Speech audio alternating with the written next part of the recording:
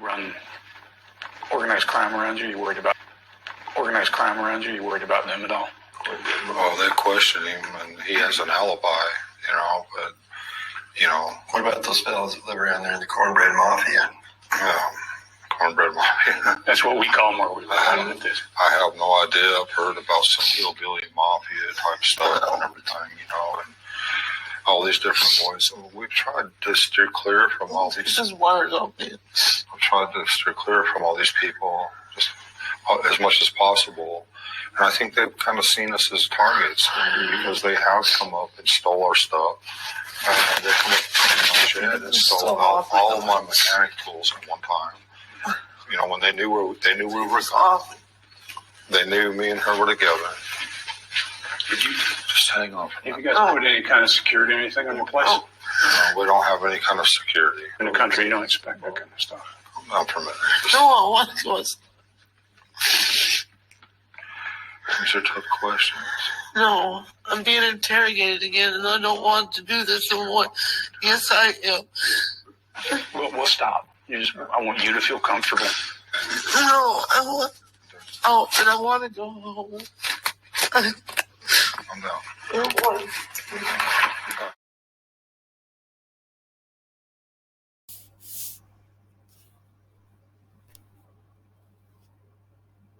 What does Eastman Chemical Company have to do with Summer Wells? What connection is there to Summer Wells and the Mexican drug cartel? Is there a connection?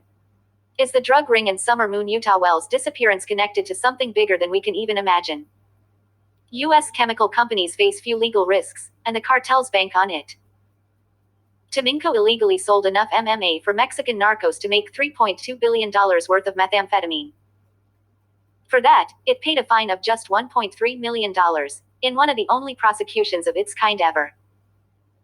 One November morning in 2015, a lawyer named Clark Jordan rose sheepishly from his chair to face the judge in a federal courtroom in eastern Pennsylvania.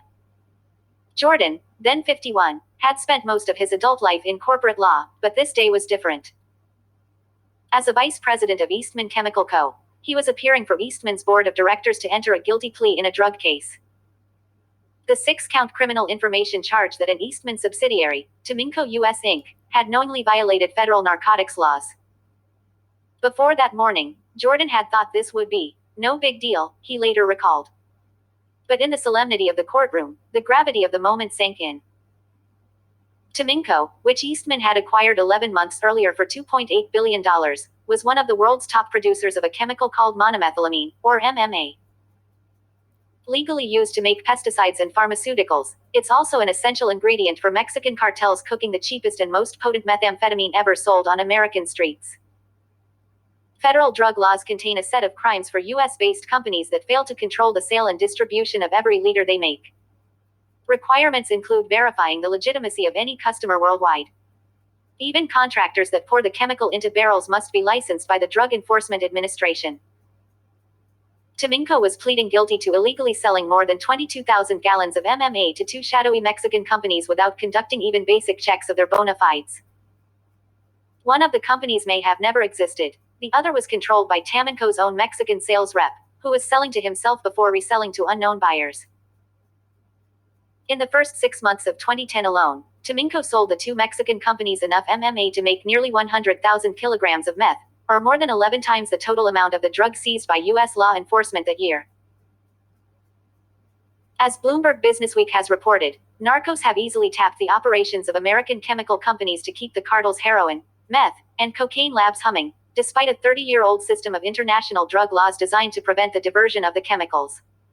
The price has been steep for Americans. For U.S. chemical companies, it's been nominal. The prosecution of Teminco is likely the only one of its kind in the past decade. For those 22,000 gallons of MMA, enough to make about $3.2 billion worth of methamphetamine, Eastman paid a total of $1.3 million, which represents roughly an hour and 13 minutes worth of sales that year. Here's another perspective. Aiding and abetting the distribution of just 50 grams of meth brings a mandatory federal sentence of at least 10 years in prison. More than 2 million times the 50-gram threshold could be made with the MMA sales covered by Teminco's sentencing agreement.